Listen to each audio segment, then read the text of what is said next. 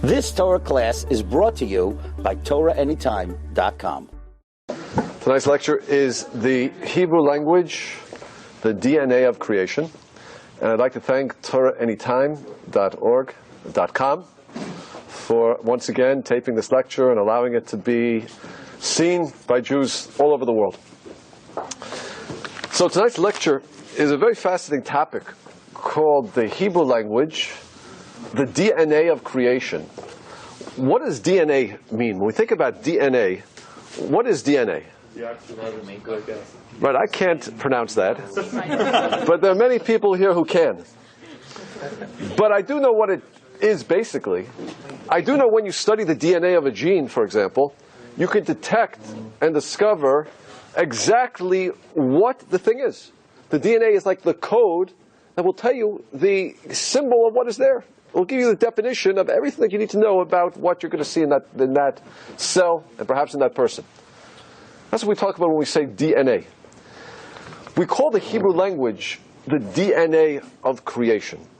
What does that mean, that the Hebrew language is the DNA of creation? It means like this. The major premise we have as Jews is that Hashem created the world by first creating the 22 letters of the Hebrew alphabet and the numbers 0 through 9, and by combining letters together, He created the reality of everything that we know.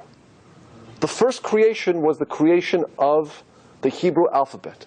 So therefore each letter has a spiritual energy, and that energy combined produced reality. And you might not be aware of this, but we say this in our prayers all the time. Baruch she'amar v'haya olam. Blessed be the one who said, and the world came into existence. He said, He spoke. What does it mean that Hashem spoke? He spoke by combining the letters of the Aleph Beit together. Or perhaps when we make a blessing, what do we say? We might say, you drink a glass of water, Baruch atah Hashem, Elokeinu melech haolam. What do we say? Shako, Nihiyeh, Bidvaro, that everything came out through His Devar, His word. It's not just poetry. Hashem actually created letters and spoke those letters together and created reality. That's what we have. And we see a hint of this actually in the Torah. The first line of the Torah opens up and it says, Bereshit bara Elokim et hashamayim v'et haaretz. In the beginning God created et.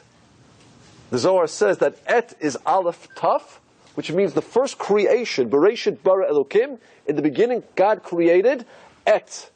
He created the Aleph through Taf. That was the first creation. The creation of the Aleph Beit, of the alphabet. So now this is a very interesting premise, because it means that if we know the meaning of the Aleph Beit, we can know reality. That's what it means. Or, truth of the matter is, even if I didn't know the alphabet, but I knew reality, I knew what something meant, I knew what a chair is, I know what a table is, and I know the particular letters and what they mean, I would come up with the language myself. That's how specific it is. That's how exact it is. But let me ask you a question. There happens to be one language out there that's very similar, but not exactly the same to Hebrew, to Lashon HaKodesh, the Holy Tongue. What's that language? What did you say?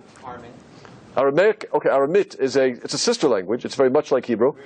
Greek is a language that does have a root system. Latin also has a very defined root system, but still we haven't hit it. Arabic is Bukharian, no. No, Yiddish definitely not. English for sure not. Armenian, no. Chinese uses symbols, and Hebrew does use symbols. We're going to see in a minute. But it's going to be something a little bit counterintuitive. Egyptian uses hieroglyphics, it's symbolic. But there is a language, it's a little bit of a trick question. Russian, no. The language is the chemical language. The chemical language. For example, if I were to write this formula right here, what does that mean? Water. But it means more than just water, doesn't it? What does it tell me about the property of water? It has 2 hydrogen atoms and 1 oxygen atom. Or if I were to write NaCl, what's that? Salt. But it's more than just salt. You'll be able to tell me that is sodium and that's chloride. Now, there's one difference between the chemical language and the Hebrew language. Why we call hydrogen, hydrogen, oxygen, oxygen, or sodium or chloride, why we choose those names, has nothing to do with the intrinsic nature of those substances. They're just names which we have chosen. The Hebrew language goes deeper, because we're going to see in the Hebrew language that the letter means something by what it means, by its shape, by its numerical value, and other sources we'll talk about in a moment. But we have to understand that all other languages don't work like that. All other languages are symbolic. For example, my socks over here, can't see them, hold the camera. My socks are made of nylon. Why is nylon called nylon? Science majors, pharmacy majors, pharmacists. Why is nylon called nylon? Who can tell me it? Give me a scientific explanation, Emmanuel. Because why? The people that made nylon, they had a company in New York and won it. Oh. Very, very smart.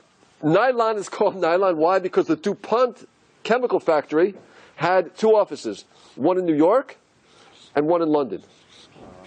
Therefore, it's called nylon. Now, if you look back at the camera over there, you'll see a kind of rubber which sort of connects the base of the camera to the stand. That rubber actually is called bakelite. Bakelite. Who can tell me why it's called bakelite? Science majors? Why is it called bakelite? What's that? Oh, no, it was actually baked first. Like 50 years ago, they would heat up this material. It's good. That's a nice suggestion. Any other suggestions? Why it's called bakelite? This is the word, guys. Science people. Bakelite. Why?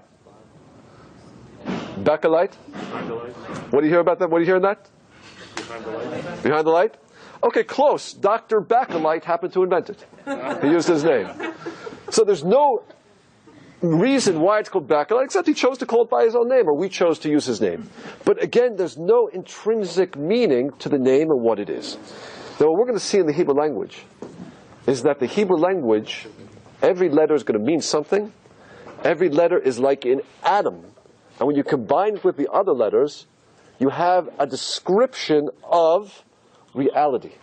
That's the premise for tonight's talk. Okay. Now, to get there, we have to have a few fundamentals. Number one, how do we know what a letter means? How do we know what a letter means? So we basically have 5 sources. Source number 1 is the actual meaning of the letter. Aleph means an aluf, a champion, something elevated. Beit, bait, is a house. Gimel, gamal, camel. Dalet, dalet, door, etc. What the letter looks like is important, because the shape of every letter is actually composed of other letters. We're going to look at an aleph in a moment. You're going to notice it's composed of 2 yuds and above. Every letter is composed of other letters. So shape is very important, and not just the letters that compose it, but what it looks like is important. Another tool that we have is the numerical value of a number. We know that every letter not only has a meaning, every letter has a numerical value. Aleph is 1, Beit is 2, Gimel is 3, Dalet 4, etc. Chaf is 20, Lamed is 30, goes up to 400. So numerical values are going to mean something. We also have a famous statement in the Gemara Shabbos where Rabbi Akiva explains letters to us. It's a very important source. And finally, a very, very interesting source the Gemara in Bava Kama tells us is, listen carefully, the first time a letter appears in the Torah, where that letter begins the root of a word, that word will teach me the meaning of the letter. I'll say that again. The first time a letter appears in the Torah, where that letter begins the root of a word, that word will teach me the meaning of that letter. Okay, first time the beit begins at the root of a word in the Torah, who can tell me? No, Bereshit, there means in. It's a preposition. It's separate from the root of the word. Bereshit bara. Bara means create.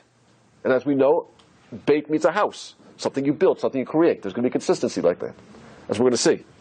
Okay? So these are our sources that we have. The actual meaning of a letter. Every letter means something. Shape of a letter. Numerical value of a letter. description that Rabbi Akiva gives us, and finally, when the letter begins for the first time, the root of a word of the Torah, that word teaches me the meaning of the letter. That's how it works. Okay? So let's begin and see if we can analyze a few different words and see what we come up with.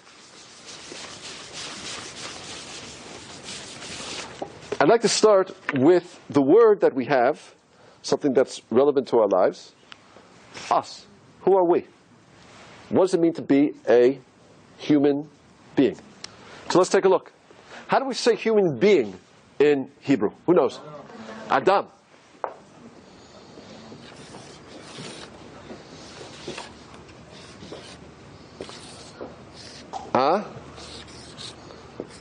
Adam. Now I'm going to say something very interesting. By these three letters, I can tell you the most important things you need to know about who you are. Just like I can analyze H2O, and I can tell you the exact properties of water. How many hydrogen atoms, how many oxygen atoms there are. I can do the same thing with Adam. Let's take a look. We see three letters that compose the human being. That means when God created Adam, He took an Aleph, He took a Dalet, He took a Mem, the spiritual energies of these letters, and He formed a human being. So what do we see? First of all, we see an Aleph. What's interesting about an Aleph? Well, let's take a look at an Aleph for a moment. An Aleph happens to be numerically what? What is Aleph numerically? 1. Good. If I take a look at an Aleph, I notice that it's actually made of 2 letters. I have a Yud, 2 Yuds, and a Vav.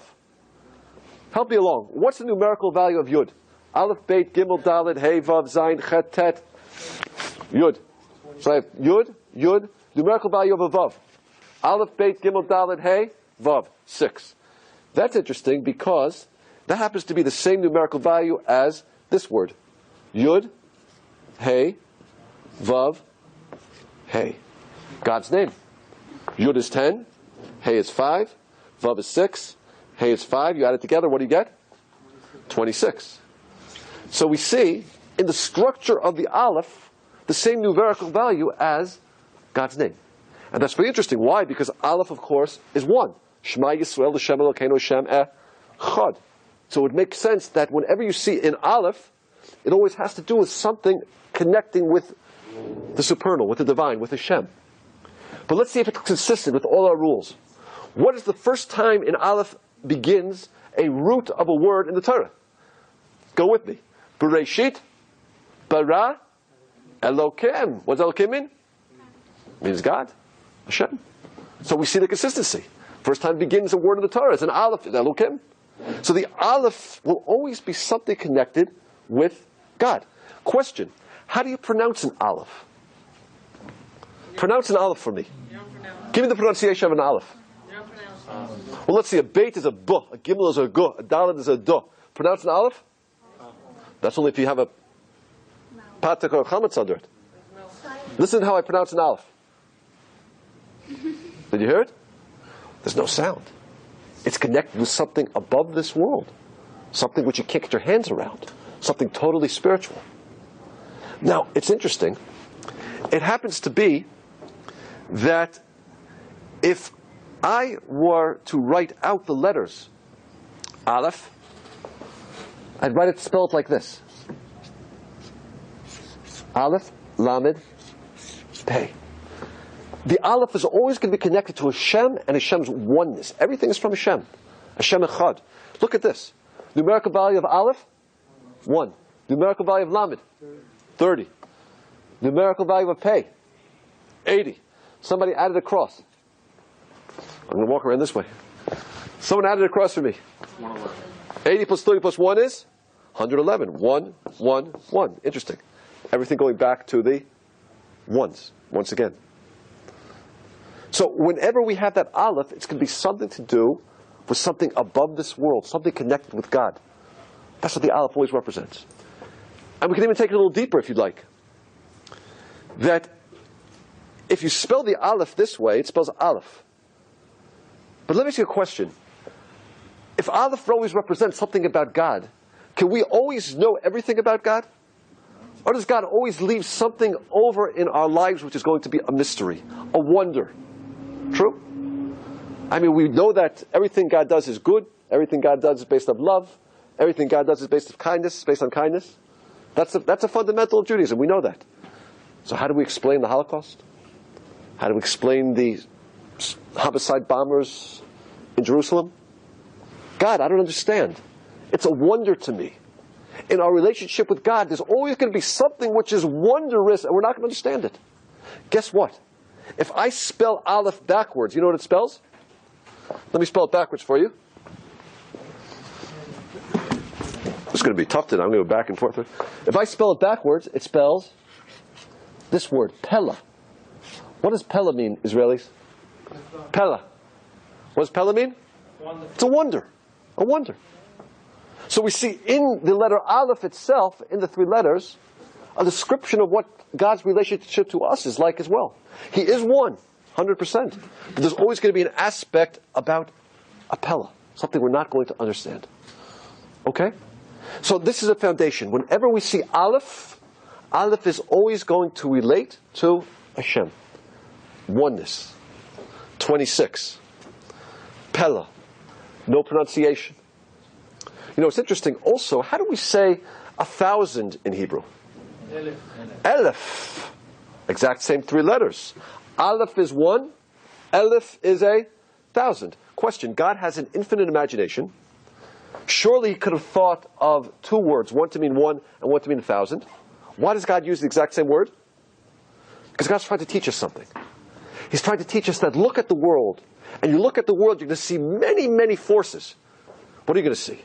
You're going to see the ocean, and you're going to see the sun, which is 93 million miles away. It's going to cause evaporation, and evaporation is going to go in the air, and it's going to cause condensation, and condensation is going to create clouds. Then wind is going to blow those clouds, and then gravity is going to pull the rainwater down, and from the soil is going to produce, a mixture of the soil with the water is going to produce life.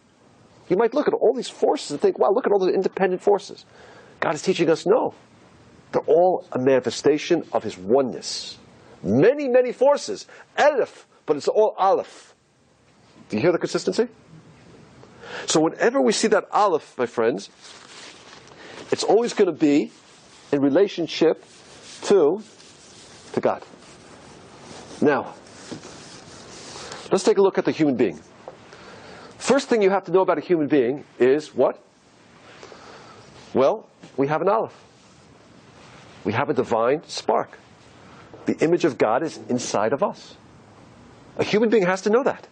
If you think you're just an animal, and you don't realize that you have a divine image, it's Tzelem Elokim, you're never going to find any fulfillment in this world.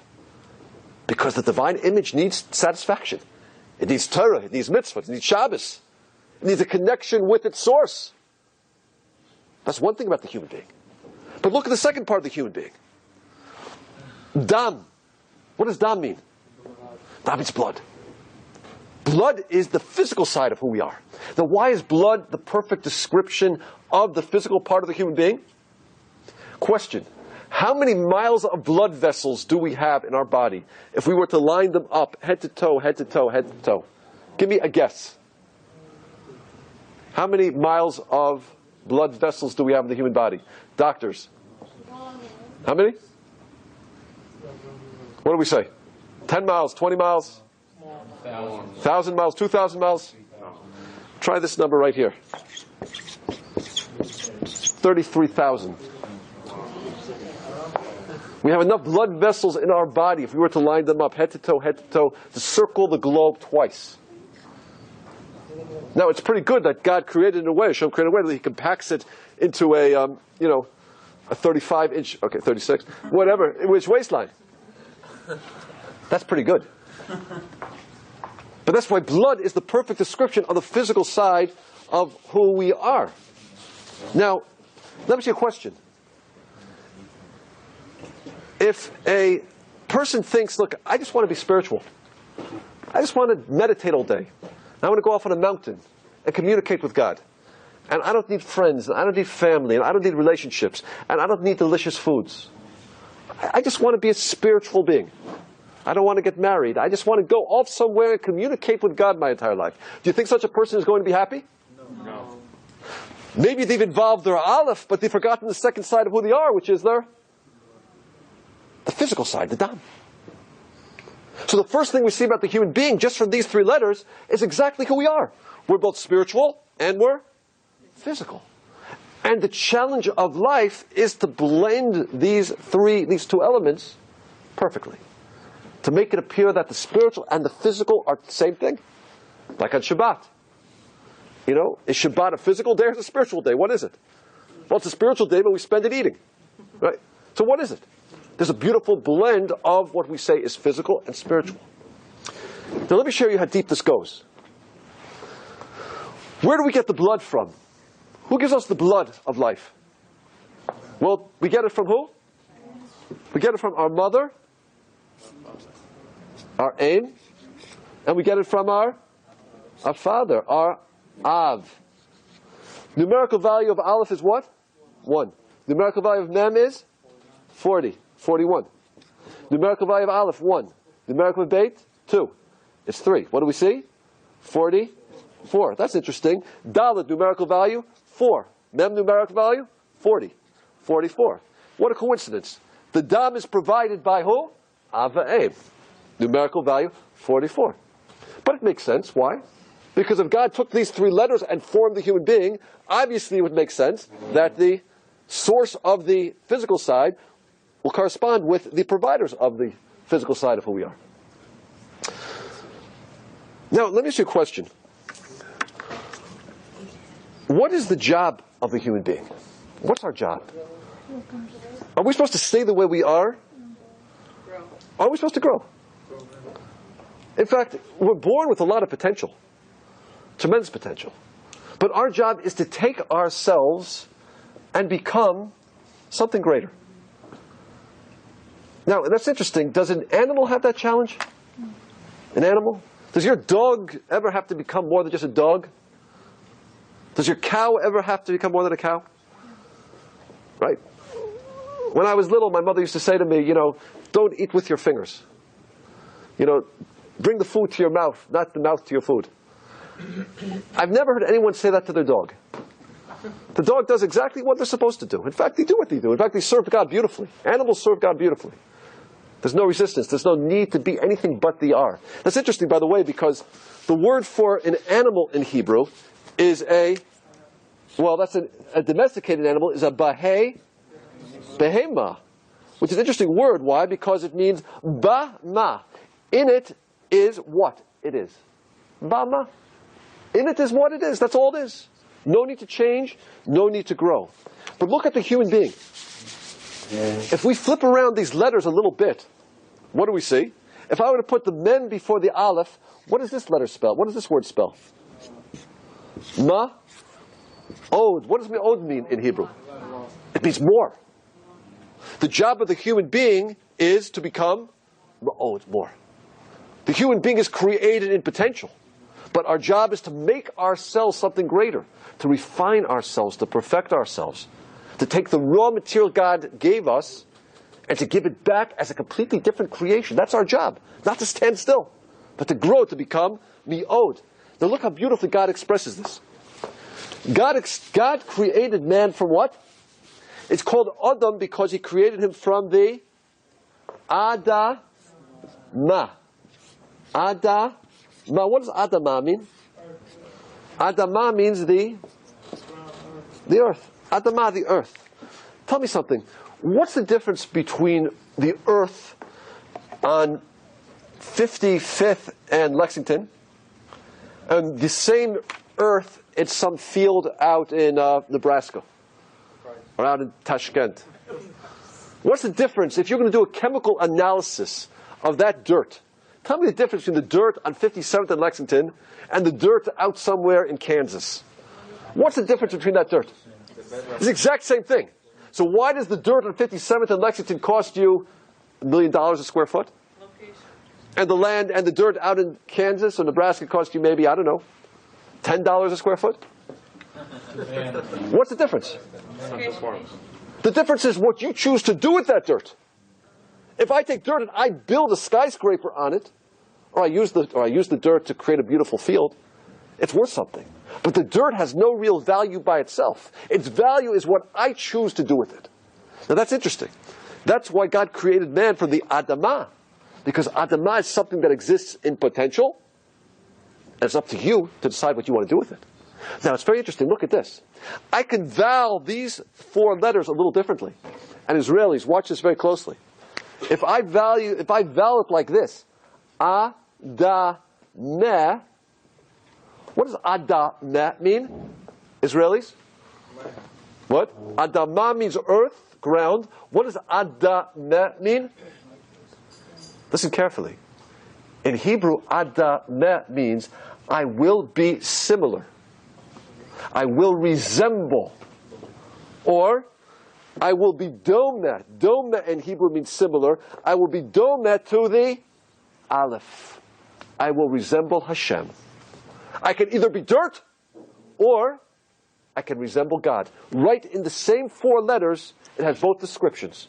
God created man from the Adamah because the human being has free choice. You could choose to be dirt, or you can choose to be Adameh, to resemble the Almighty. That's up to you. You hear how it works, everybody? Go a little deeper with it. What did I say? If I were to ask you a question, what are we? Are we bodies with souls, or are we souls with bodies? Am I a body that happens to have a soul, or am I a soul that needs a body in order to fulfill its purpose in life? What's the real me? What am I taking with me forever? We've all been to many funerals. What lies in the ground and decays? The body. What lives on forever? We happen to be souls that need bodies to accomplish our mission. The soul comes here for a specific purpose, to become greater, to give God back something more than He gave us, and thereby be worthy of the reward God wants to give us forever. But in order to fulfill that mission, I need a body. I have a body that has temptations and challenges, and passions and drives, and fights with my soul all the time. So that's what I need a body for. But the real me is what? Is the soul. True? That's the real me, is the soul. Now let me show you something so beautiful about the word Adam. What did we say is the name for God? What's the name for God we use all the time? Well, don't say it, but I'm going to write it out. Yud, Hey, Vav, Hey.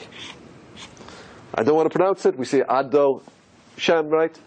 We say Hashem. I don't want to say the word, but in prayer we would pronounce it. Now, we could break up this word even further. Let's write it out. If I were to spell out a Yud, how would I write it? I'd write it like this. I'd write Yud, Vav, Dalet. If I were to spell out a Hey, I would write it like this. Hey, Aleph. If I were to write a Vav, I'd write it like this. Vav, Aleph, Vav. If I'd write a Hey, I'd write it like this. Hey, Aleph. Okay. Yud, Hey, Vav, Hey. I'm just spelling out the letter. That's the way you spell these letters. Now let's do a little numerical analysis of this, everybody. Yud is what? 10. Vav is what? 6. Daled is what? Together it is 20. Hey is what? 5. Aleph is 6. Vav is what? 6. Aleph? Vav? Together is 12 plus 1 is 13. Hey? 5. Aleph? 6. Add this together for me. 45. Now that's interesting. You know why? Let's take a look over here. Dalet is 4. Mem is 40. Aleph is? What's the numerical value of man? 45, which happens to be the exact same numerical value of God's name spelled out. What is the essence of the human being? The physical of who we are, or the fact that we're created in the image of God? Coincidence or design? Nice coincidence, isn't that? Do you hear that? Yud, Hey, Vav, Hey spelled out is 45, the exact numerical value of human being. Because the real me is the fact that God is inside me. That's what it means to have a neshama. Wow. But let me take you a little deeper if you haven't been impressed yet. What makes us different than the animals? What really makes us different than the animal kingdom? What? Well, I'm going to tell you what makes us different. What makes us different from the animal kingdom is that we can have a relationship with the Almighty. A real relationship. An animal can't. An animal does the will of God, but there's no real relationship. An animal's like a robot in many ways. It will always do what's programmed to do, what's innate, what's instinctive. The human being can have a real relationship with God. Why? Because we choose to have that relationship. We could choose to ignore God, or we could choose to bring God into our lives. That's up to me. And that's a relationship. A relationship means something that you have to choose, and you have to nurture, and you have to develop. We have a vehicle through which we nurture that relationship 3 times a day. What's that called? It's called prayer. In Hebrew, we call it tefillah, or the verb is lehit palel. Now, it's a very interesting word, lehit palel. I'll write it out. Mit palel, the human being is mit palel. Can everybody read that? Mit palel means to be in a state of prayer, but it means more than that. Pilel in Hebrew actually means a judge. In fact, what we're doing when we're praying is we are judging ourselves. We're becoming before Hashem, and we're asking God for our needs in life, but as we ask, we're really asking, why do I need it? Hashem, I need money. So if I'm asking this to God, I have to ask myself, well, why do I need money? Do I need money because I want to buy the 2009 BMW? Right? Like Roman has over here? Or do I daven for money because I want an expansion to my house because I want more guests? As I come before God, I have to judge, what's my motivation? What am I doing with my life? Where am I going? If I'm asking for things, it's silly if I'm asking for silly things.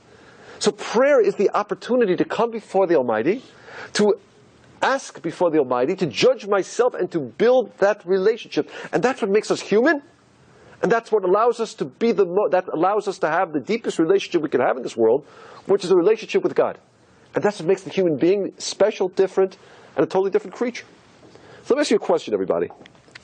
The whole premise of tonight's lecture is that when God created reality, He took the Aleph Beit, the spiritual energies of the Aleph Beit, of the letters, and He formed them.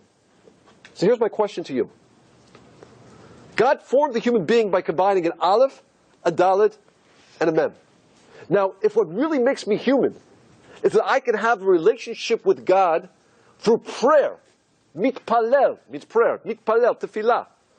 Where do I see mitpalel, that I have a relationship with God through my prayer? Where do I see it in these 3 letters? And if I can't show it to you, I haven't proved anything to you.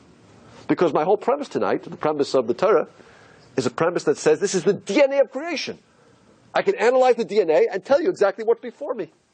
I have to be able to analyze these 3 letters and tell you everything that you have to know, which is essential about the human being. And I think we've succeeded so far, right? We've seen that the Yud, Hey, Vav, Hey is in there. It's 45.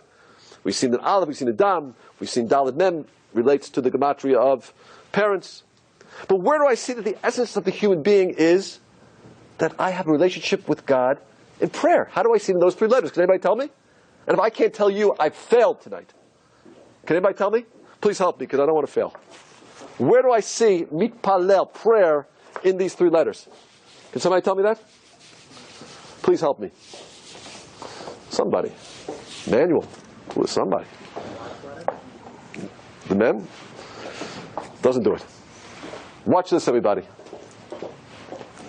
If I'm going to write these 3 letters out, watch what happens. I'm going to write the letters out. Aleph. Dalet.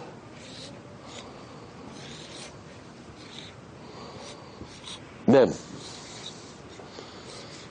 Okay? Aleph, Dalet, Mem. If I were to write these 3 letters, Aleph, Dalet, Mem, that's how you spell them. Now watch this. If I take the first 3 letters, what do I have? Adam.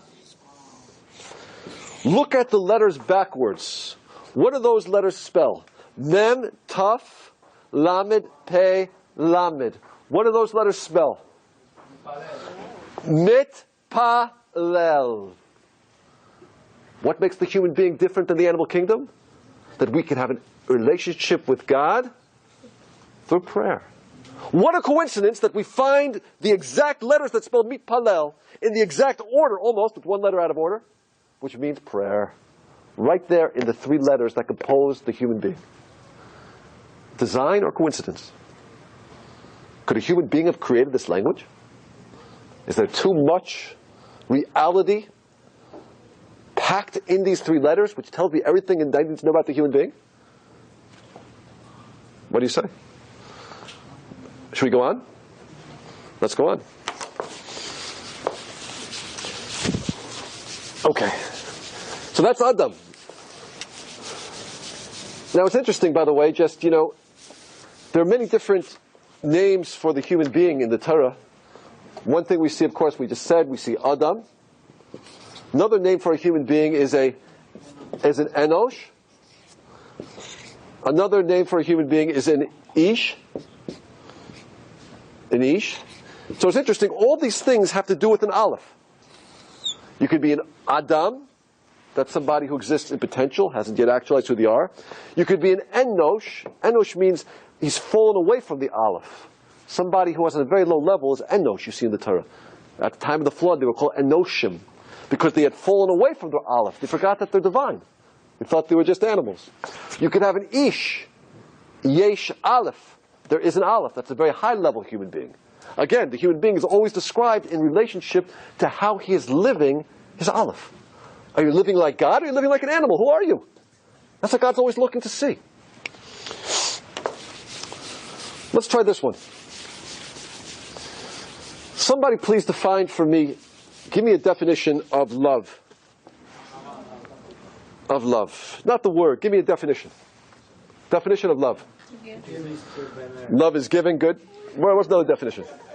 What did you say back there? A disease cured by marriage. A disease cured by marriage. Okay. Disease cured by... It's very funny. I got it. Give me a definition. I remember when I was growing up, there were some popular songs, right? I remember one was, love is a second-hand emotion. Love is all.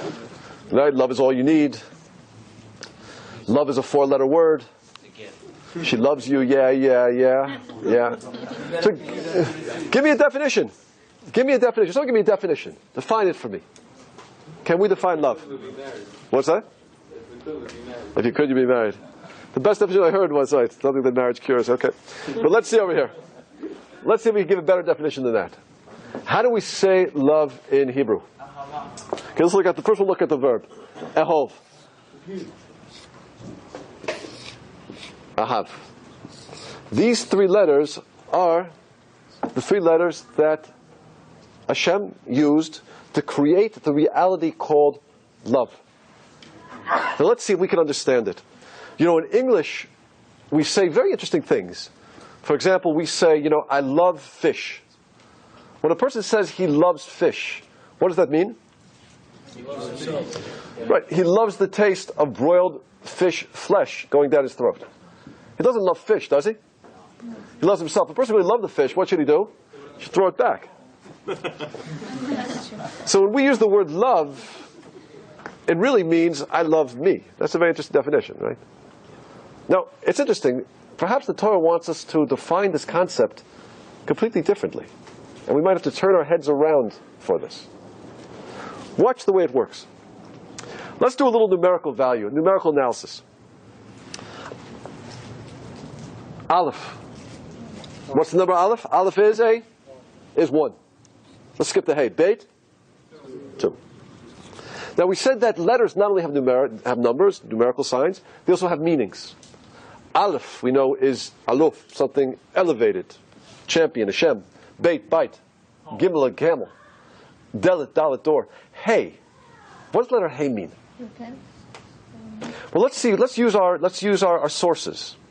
Where is the first time that a Hey begins the root of a word in the Torah, where that root actually is a strong word? Where is that? Can anyone tell me? It's a little difficult because we see it in the beginning of Genesis in a few different ways. One is as a hey is a definite article, I say, like haki se al shulchan, that's da. But the first time we see it at the beginning of a root of a strong verb is way deep into the book of Genesis in Parshas Vayigash. When the brothers are down in Egypt, and Yosef turns to his servants, and he says to the servants, listen carefully, hey lechem ochel. Hey lechem ochel. He uses it like this. The Torah says, hey. Hey lechem ochel. And you look at the Aramaic translation on the side, it says hav, which means give. It means give. The letter hey actually means give. And that's interesting. So look what love is. What's love? When one gives to two. What's love? Love is a function or a product of giving to somebody else. When we say, I love fish, I don't love the fish, I love me. Love means that I'm willing to give to somebody else. And the more you give, the more you love. And that's why the Torah tells us that a mother will love a child more than the child loves the mother. Because who gives more? The child or the mother? The mother spends many, many years and nights giving. A child spends many years, many nights taking. A parent will love a child more than the child loves a parent. Because the more you give, the more you love. When one gives to the other becomes you, and you love. So love isn't just an emotion. Love actually is the process of being in a state of giving. When you're in that state of giving, you will start to identify so completely with the other that you'll feel like that other is you. And that's why... Yeah, bro? Is there another word for love? For like when you say, I love fish, you don't use that? You don't say, well, you don't say, hey, dog, it doesn't mean anything. But what do you say? You said, what would I say? Dog toemli. Tastes good to me. To me. Right? But not that I love it. I love me. That's what love is. Love, from God's definition, is completely opposite of the way we use it in English. Now it's interesting, by the way, if I were just to add one more letter here, I would have ahava. Ahava is the noun, which means love. If I do a little numerical analysis, what do I see? Aleph is 1, Hey is 5, Beit is 2. What do I get? 13. That's interesting because that's the same numerical value as this word, which is echad. Echad in Hebrew means Hashem echad. Hashem is 1. Aleph is 1, Chet is 8, Dal is 4, it's 13. Why? Because what's love? When you become me. When I give so much to you that I can't separate between me and you, and therefore I see you as a part of me. I love you, we're one. That's what it is. That's why it says in the Torah, V'ahavta l'recha kamocha. Love another like yourself. Really the only love you can have is self-love. But the way I'm going to love you is I'm going to make you part of me. Then I'm going to love you. I'm going to make you one with me. Ahava is 13, Echad is 13. But if you can be part of me, I'll love you. But the way you're going to be part of me is only if I invest in you through giving. That's what it is. If you don't give, there's no love. But let's take it a little deeper. If that's not deep enough, we'll go a little deeper with it. Let me ask everybody a question over here. What do you think generates, what type of gift do you think generates a deeper connection, a deeper bond in marriage? The gift of the house in Great Neck, the Lexus, the vacation home in the Caribbean, or a word of Torah, a home where together you're able to keep Shabbat, a compliment, a song that you might sing together on Shabbat. What do you think builds the bond deeper? Is giving something physical or giving something which we call spiritual? What do you think? But don't tell me. Analyze it from these 3 letters. Tell me the answer from these 3 letters. Don't guess it. Analyze it from these 3 letters. So something I said? Was something I said? Was something I said? People are so sensitive. You got to be so careful. Okay. So, what? Just tell me from these 3 letters. what builds the bond deeper? Giving something spiritual or giving something physical? I know you know what it is. You've been to enough Emmett lectures. But tell me from an analysis. I don't want you to tell me. I want you to tell me from these three letters. What's the answer? Can you spell it out? It's simpler than that. This one's even simpler. There's the word home in it. Just spell it out. Interesting. Okay, a little deeper. Just much simpler. What do we say hey means? It means give. When you give the other an aleph. What's an aleph? What do we say aleph is? Aleph always has to do something with the aluf, something with God. Something connected, something above this world. Give him or give her an aleph. How do you give an aleph? You bring Torah into the home. You bring Shabbat into the home. You tell the person about their aleph. Oh, you have such beautiful qualities. You're such a giver. You're so generous. You're so kind. I didn't know how selfless you are. You make them appreciate their aleph. Give them their aleph. Remind them of what their aleph is, the spiritual side of who they are. Oh, that really builds the relationship. Maybe we understand why in America there's a 65% divorce rate. Maybe we understand it. Maybe people are too busy giving houses and cars and vacation homes, but they're not giving the gift that really builds love. A connection with God. Together we can build a relationship, we can build the connection that we couldn't build by ourselves. Interesting. Now, it's interesting also, if you look over here, that the letter Hey also means Hayah. Hayah is the first time we see it actually in the Torah. Hayah means, it's a verb, lihyot, means to be. What does it mean to be? You could get up and jump, you could get up and run, you could get up and sing. Get up and be. What does it mean to get up and be? Doesn't mean anything. It means a state of existence. That's what it is. It's a state of existence. Hayah, like is. Right? In Russian we don't have that verb. In Hebrew they have hayah. Hayah means it is. It's in a state of being. So, look at this. What do we say love is? When I make you a part of me. Love is when one is two. I give to you to such an extent where one becomes or is the other. That's when I love you, because you're me. Because really I can only love myself. But I would expand myself to include you as part of me. That's it. One gives to the other, one becomes the other. One gives the aleph. Wow, then you really have something in life. It's too bad people don't know this, right? Because popular songs you hear are all about really loving myself. She makes me feel this way, he makes me feel that way. Never do you hear, lines like, I'm giving. I'm going to stay up all night and talk to you. Right? I'm going to spend the night in the hospital with you. You don't hear lines like that. Because people think love is about themselves, not about giving. But we see from the Holy Tongue, what? No, it's the other way around. Beautiful. Let's go a little deeper. We're talking about love. Let's talk about men and women for a moment. In Hebrew, the word for man is ish. The word for woman is isha.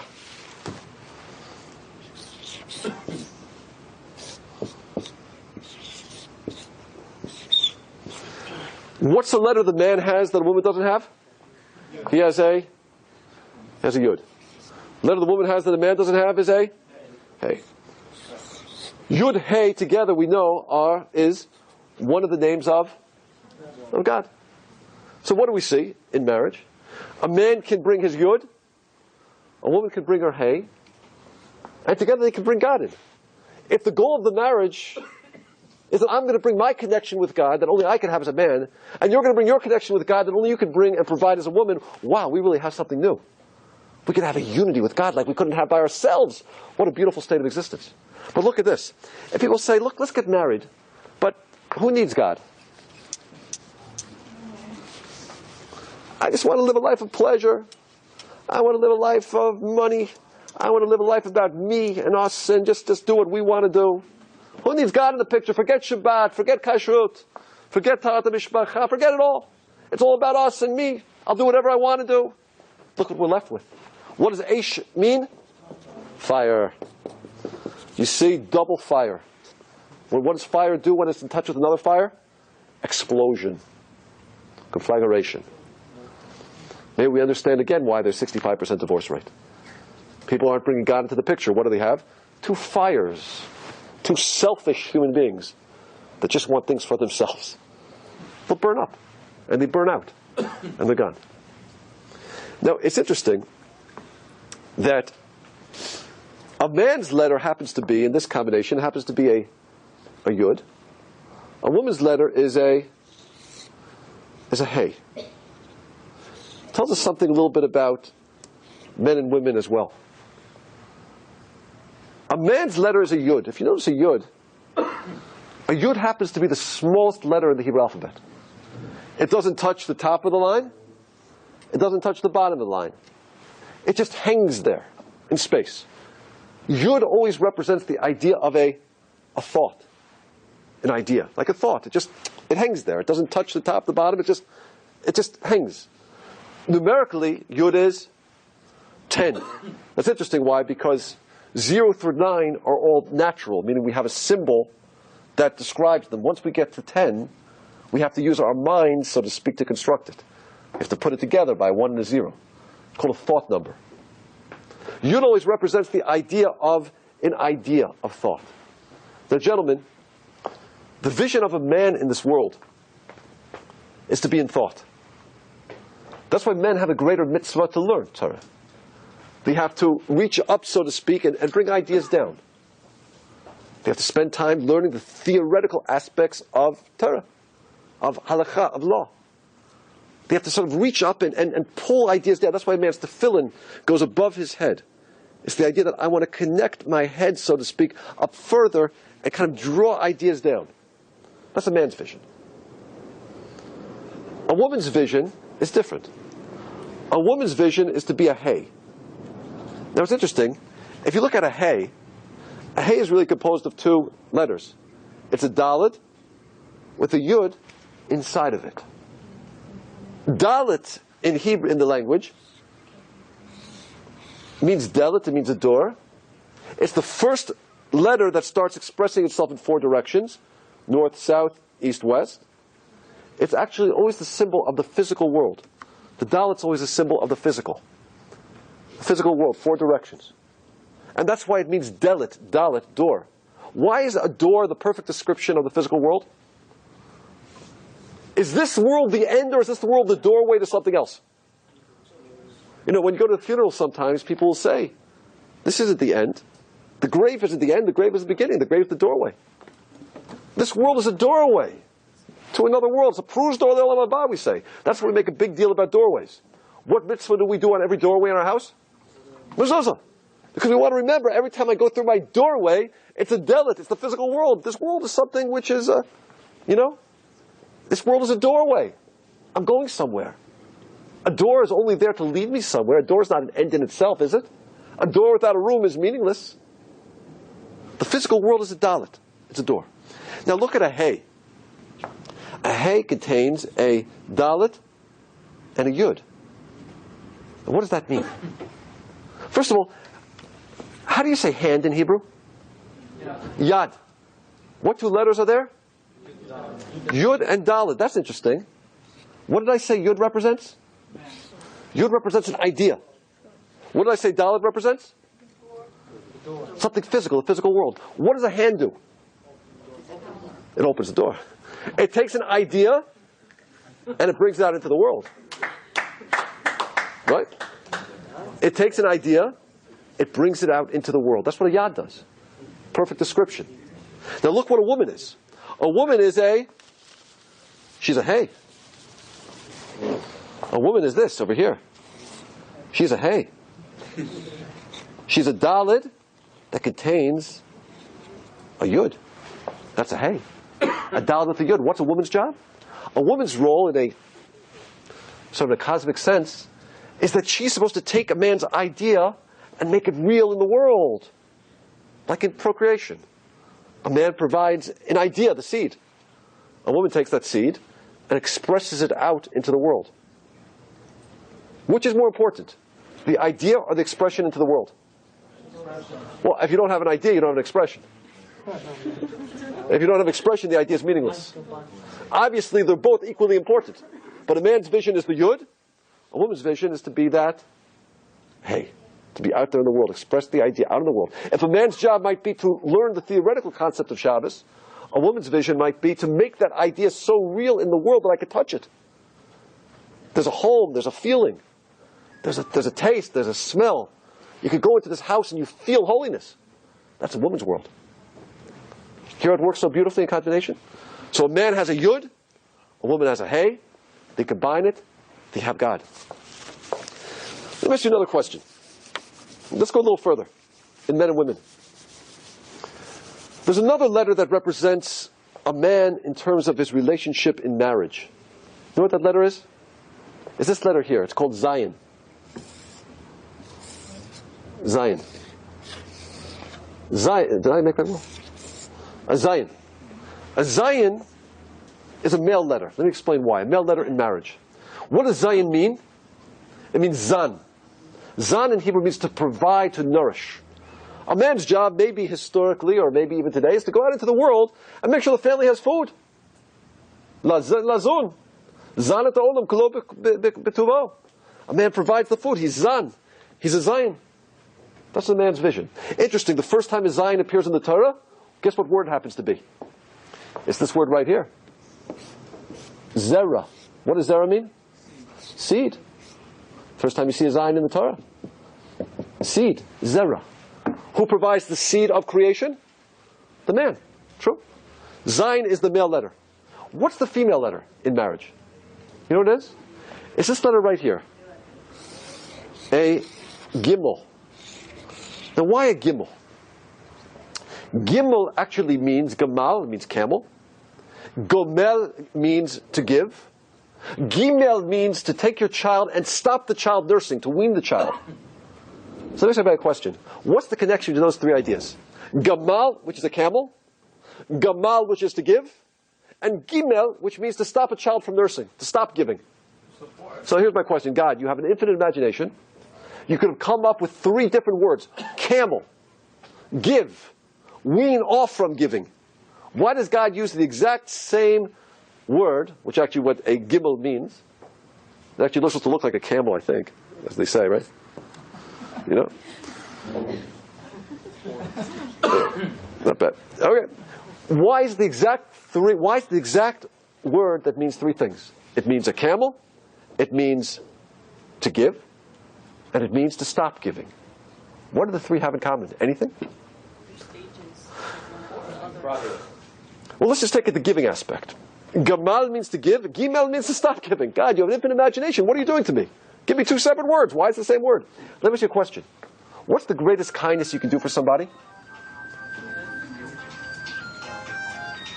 Is giving the greatest kindness you could always do? No. If I'm helping my little 4-year-old ride his bicycle, what am I going to do? I'm going to run behind him to make sure he doesn't fall. I want to get him off those training wheels on a two-wheeler. I'm going to run behind him and make sure he doesn't fall. Am I giving? Yes or no? Am I giving? Yes.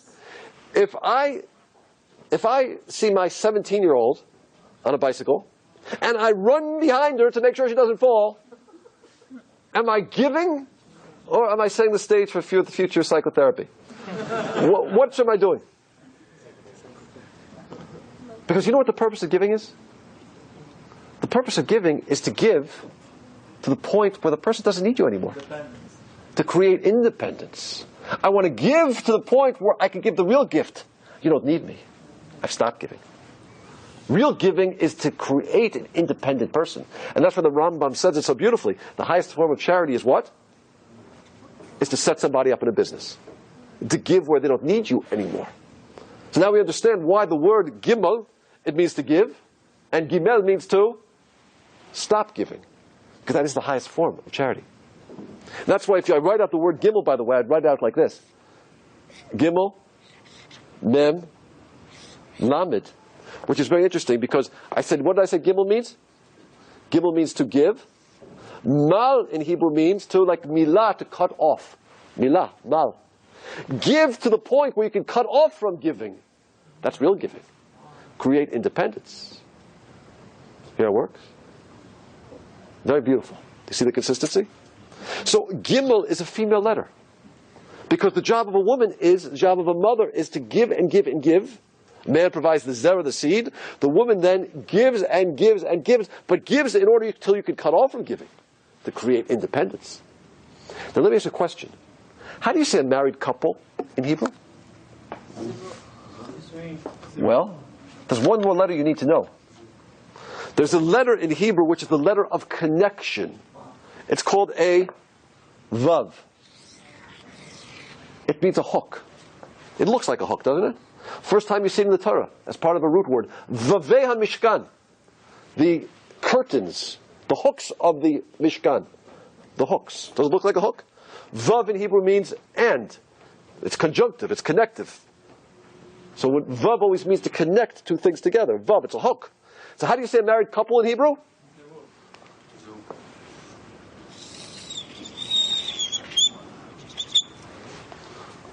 Zug. A Zayin connected to a Gimel. Married couple. Design, a coincidence. What do we have? Design. Looks like design to me. Let's take a few more examples. Quick examples. You know, whenever I speak about how much God loves us. One time I was speaking about God's love, and a little lady in the back of the audience, she raised her hand and she said, Rabbi, love, love, love. You sound like one of those missionaries in the subway. Enough of this love already. And I said, well, you know, God's love is our message. It's not their message, it's our message. But let me ask you a question. When I say the word punishment, does that make you feel connected to God or distant from God? God's punishment. Makes you have that warm, fuzzy feeling how much God loves you? Or do you feel kind of, I'd rather stay a little bit away? Which one? Second one. Now, this is an example of how the English language destroys the meaning of really what's happening. What's the word for love in Hebrew? Excuse me, the word for punishment in Hebrew? Onish.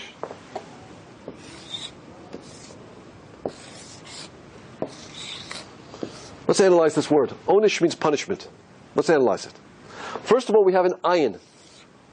Ayin in Hebrew means a eye. Einayim or eyes. Whenever you see an ayin in any word in the Hebrew language, it has something to do with an eye. What does an eye do? An eye looks, it examines. Iyun is analysis. The hitanein is to think deeply about something. The eye has to do with looking deeply, analyzing. This two-letter root, nash, the nun means something, the shin means something, but for tonight's discussion, let's just analyze it as a root. Nash. Well, how do I know what this root means? Well, let's look for the consistency. Let's try to discover this root in other words in the Hebrew language. Well, let's see. We have a root. We have a word, nesher. What's a nesher? A nesher is an eagle. Why is it called a nesher? Because nash actually means to fall off. Nash resh. Resh means rosh, head. Why is it called a bald eagle? It was born with a feather, and the feather fell off. Something fell off from the head. We have another word, nisher in Hebrew. Nisher means to take a sheep and shear it. That means to cause the wool to nash, to fall off. Another word we have is nashel.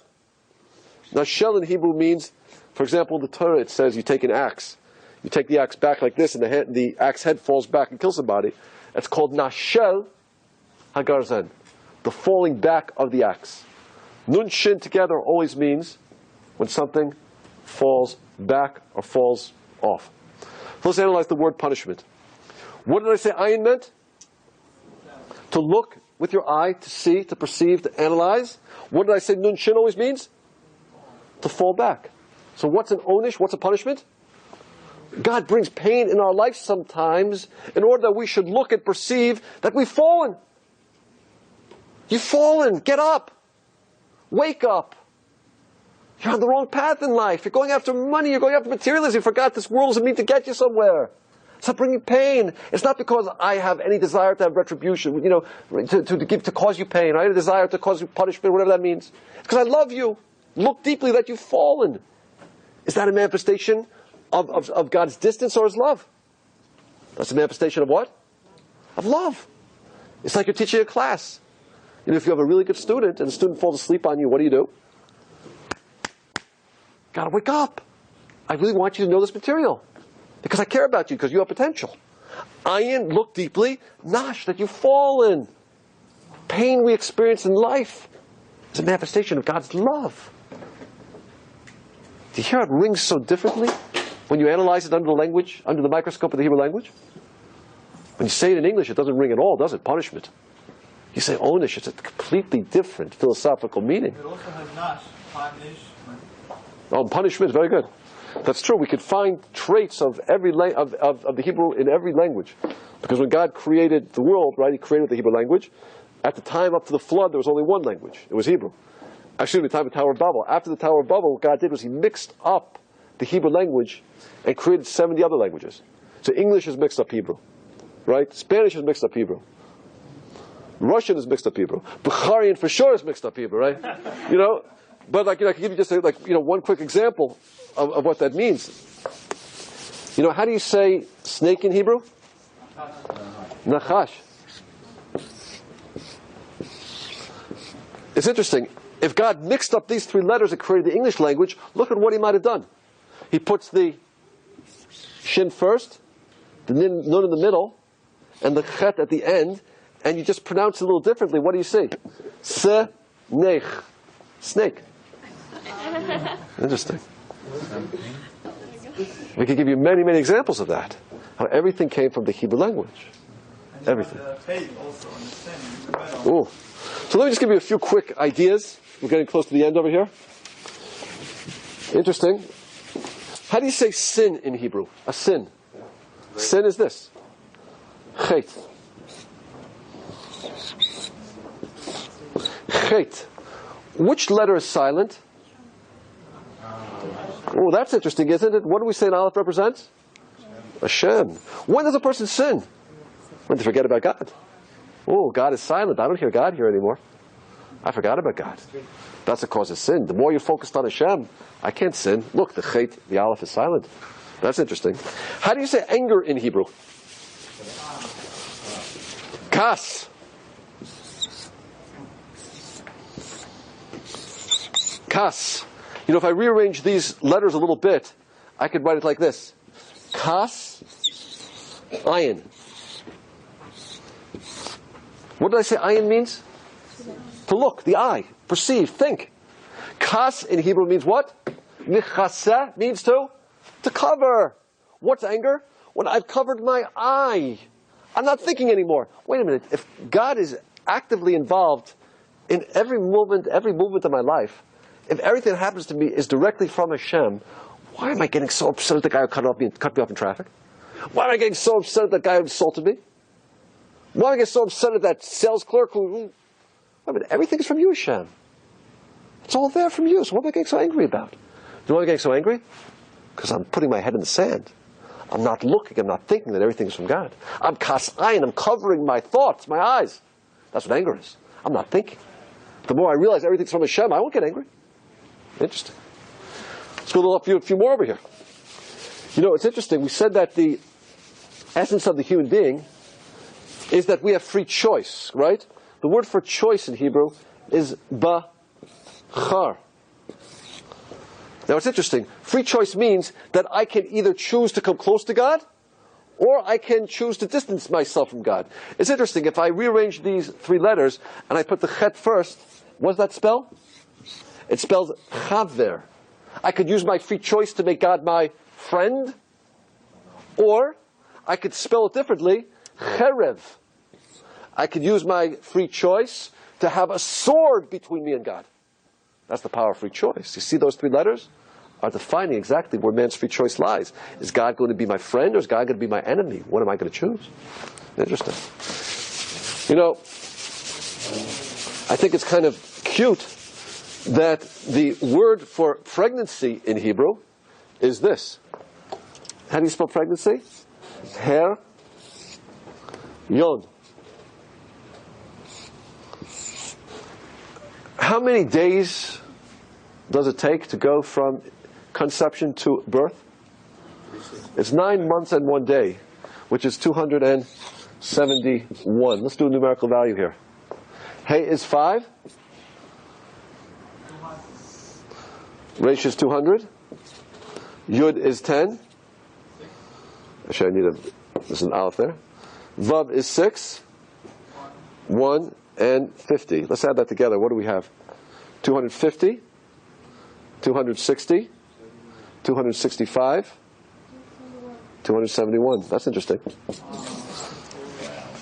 Let's do another one.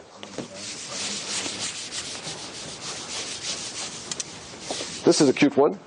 The word for snow in Hebrew is sheleg. What is sheleg? What is snow? Well, snow is water molecules that actually contract, right? The water molecules that are like thin and spread out like this. I think I'm saying it right, science major, so I am helping along. That they are thin, the water is like kind of, the molecules are separate. And what happens is as they freeze, they become contracting, more dense, they're closer together. Am I saying it right? Am I saying it correctly? That's interesting, because look at these 3 numbers. Shin is what? 300.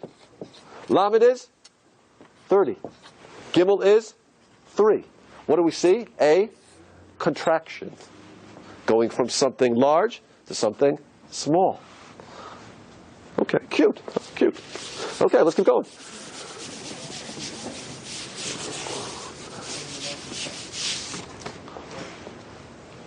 What makes a tzaddik a tzaddik? What makes a righteous person a righteous person?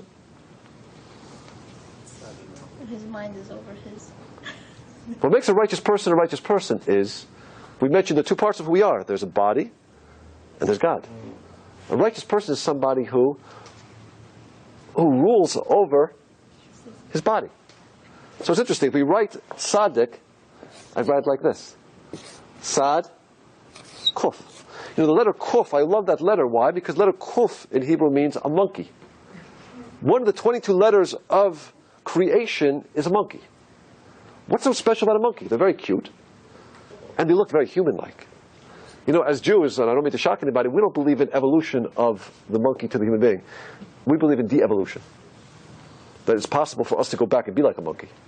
And we forget that we're created in the image of God. The monkey is there to remind us what you're not supposed to be. He looks just like you, but he's not you. He doesn't have a soul. He has no challenge. Is there a yud there? No.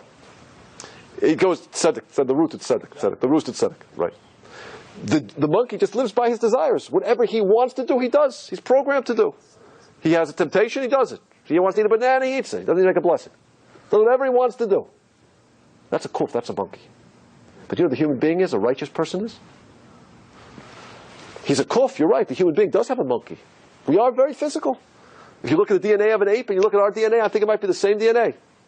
They look very humanoid, very human-like. But a tzaddik is, the 2-letter root sad in Hebrew comes from latsud. What does latsud mean? To hunt. Or to trap. Sad means side. The way you trap something is you create sides around it. Latsud means to hunt, to trap. So what's a tzaddik? Somebody who traps, who harnesses, who controls his monkey. A tzaddik is somebody who rules over the animal and who he is. That's a tzaddik. He doesn't let the animal rule him. I'm not going to go after my desires. I'm not going to go after my passions, my temptations. I'm going to let God's word rule me. Rule over the monkey. Controls it, traps it, hunts it, harnesses it. See how it works? That's a tzaddik. So does an old human being a tzaddik? Every human being has the potential to be a tzaddik. Nobody's born a tzaddik. What do I do, monkey? You know, little children do what they want to do. We train children now to rule over the animal and who they are. We begin to train them to say a blessing, to say thank you, to hesitate before they eat. They're beginning to rule the body, to rule the monkey, and eventually to get to a point where every decision we make in life is, God, what do you want? Not what does my stomach want? That's the goal of life. You know, we said that the premise of this talk is that God created the 22 letters of the Hebrew alphabet, and with those 22 letters, He created all of reality. And I think we're seeing that a little bit tonight, are we? A little bit. Just a taste of it tonight. There's so much more we can do. Time is short. Let me ask everybody a question. We end with this idea. In every language, tell me, when you want to create something from nothing, what do you say? A magician, kosem. He takes a hat, says, I'm going to pull a rabbit out of this hat. What does he say? Abracadabra. Means I will create something from nothing, right? How do you say it in Russian? Abracadabra. How do you say it in any language? In Bukharian. How do you say it? Abracadabra. Listen to this. Sefer Yetzirah, one of the oldest books of the Zohar, which is attributed to Avram Avinu, Abraham. The Sefer we have called the Book of Creation. At the beginning of the Book of Creation, he describes how God created the world. That's to say, God created the Aleph Beit, and then spoke the Aleph Beit, spoke out the letters, and by speaking out those letters, created reality. And listen to what the Zohar says, the Sefer Yetzirah says. Kodesh Baruch Hu said the following. Abara, I shall create. Ku, da, bra. Abara, I shall create. Ku, dab, ra. Through speech. Abara, kudabra. I will create as I speak. Abra, kadabra.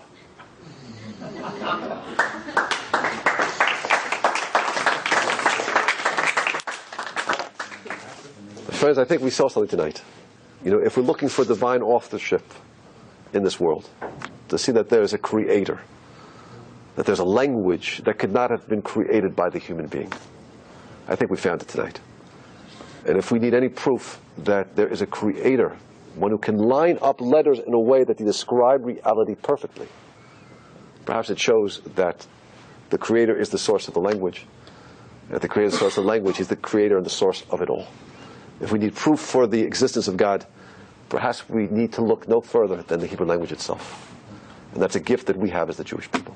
Thank you for listening, everybody. I enjoyed speaking. You've just experienced another Torah class brought to you by TorahAnytime.com.